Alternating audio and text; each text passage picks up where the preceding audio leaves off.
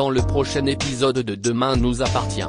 Tandis que l'état de santé de Cédric est préoccupant, Gaspard et Juliette sont de retour à 7.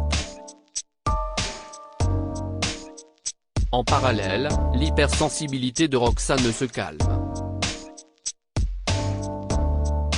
Attention, les paragraphes qui suivent contiennent des spoilers sur l'épisode de Demain nous appartient diffusé demain soir sur TF1.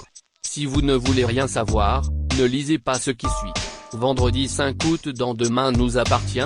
L'état de santé de Cédric est préoccupant après avoir été retrouvé inconscient dans la garrigue. Cédric a été transporté en urgence à l'hôpital avec un important traumatisme crânien.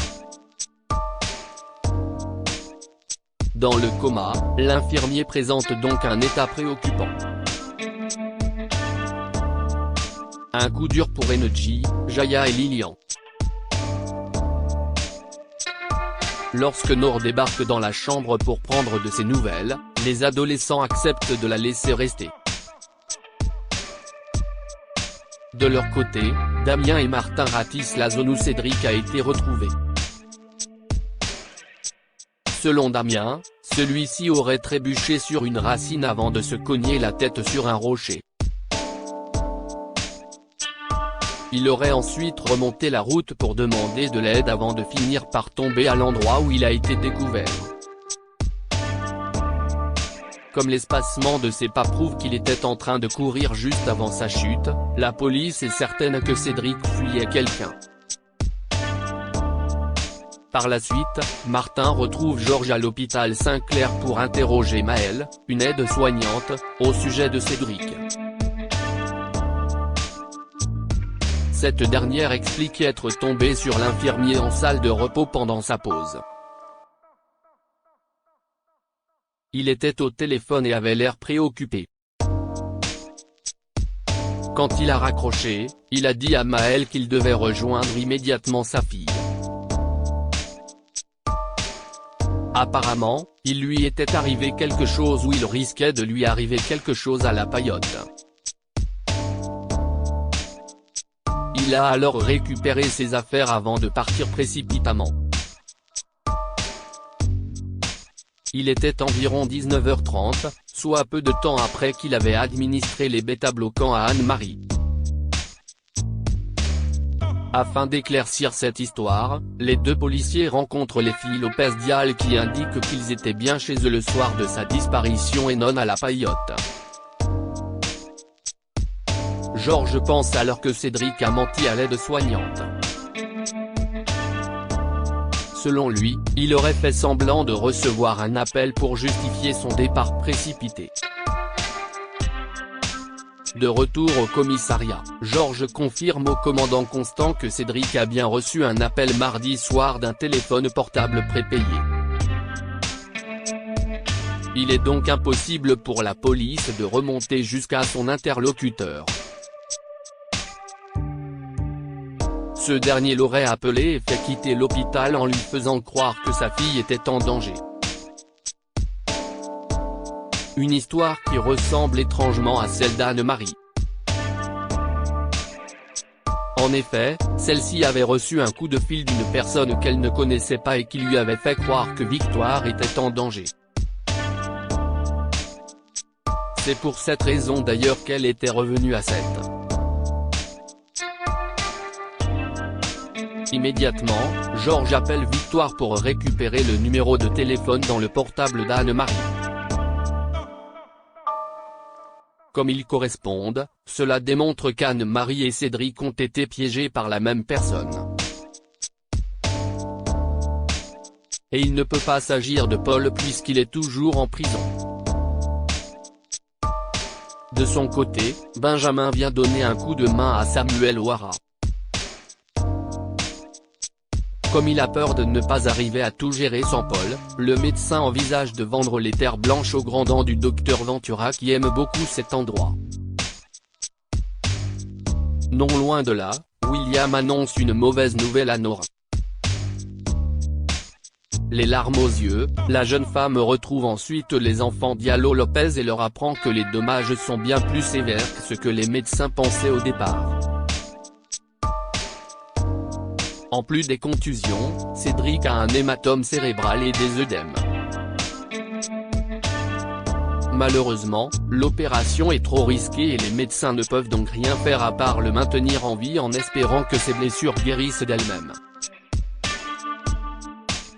Compte tenu de la gravité des lésions, il est possible que la cicatrisation n'aboutisse pas et que Cédric ne se réveille jamais.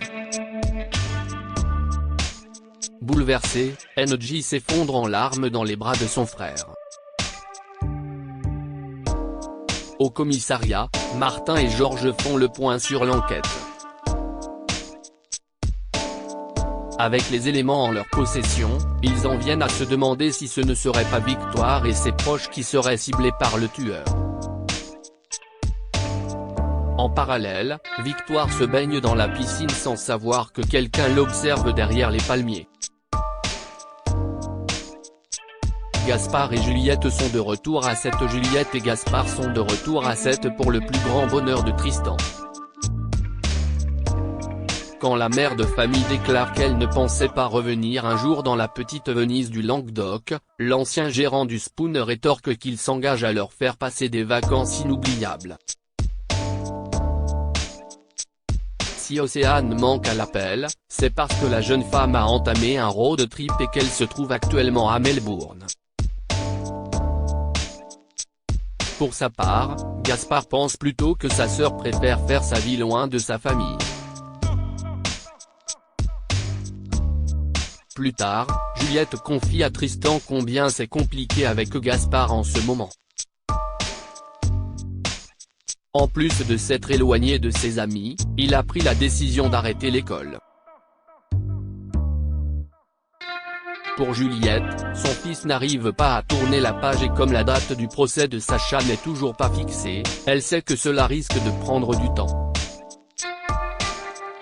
Parfois, elle se dit que cela pourrait les aider à avancer mais estime également que cela pourrait être pire puisqu'ils seront tous probablement amenés à témoigner. Bien que Gaspard ait vu des spécialistes, cela n'a rien changé. Et comme il ne veut plus entendre parler de son père, les choses s'annoncent compliquées. De son côté, Tristan ne peut pas lui en vouloir puisqu'il a totalement coupé les ponts avec son frère lui aussi. En parallèle, Gaspard fait la connaissance de Jack à la paillote. Rapidement, les deux adolescents sympathisent et font connaissance. Tandis que Jack cherche à en apprendre plus sur sa famille, le fils couturier lui fait croire que ses parents sont toujours ensemble avant de préciser qu'il ne voit pas beaucoup son père car il travaille sur une plateforme pétrolière. En fin de journée, Tristan, Gaspard et Juliette dînent au Spoon.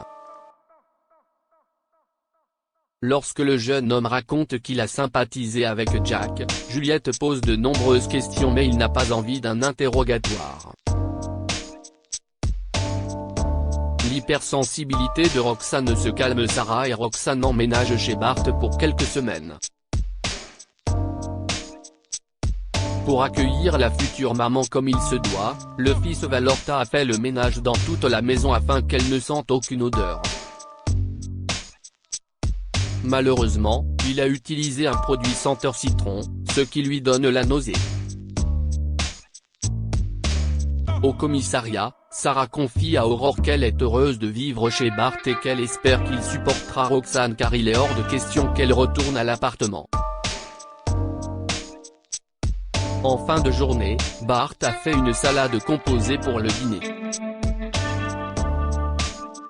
Comme il a mis du comté, Sarah craint que ce soit le drame mais à la surprise générale, Roxane est attirée par l'odeur du fromage au point que cela lui donne faim. Son hypersensibilité aux odeurs semble donc être terminée pour le bonheur de tous.